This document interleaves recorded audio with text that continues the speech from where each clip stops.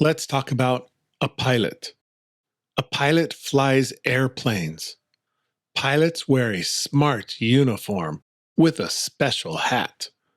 They sit in the cockpit at the front of the plane. The cockpit has many buttons and screens. Pilots check the weather before every flight. They talk to the control tower by radio.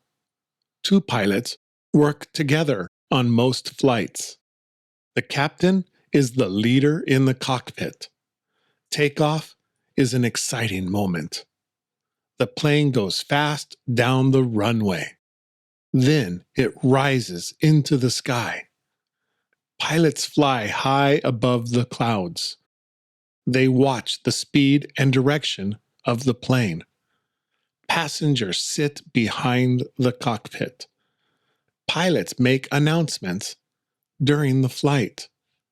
Landing needs great care and skill. The plane touches the ground softly. Pilots train for many years. They practice many times on the ground first. Pilots need good eyes and good health. They sometimes fly abroad. They see the sunrise from the sky.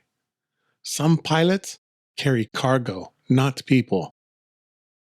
Every flight has a plan and a route. Pilots stay calm at all times. Many children dream of becoming a pilot.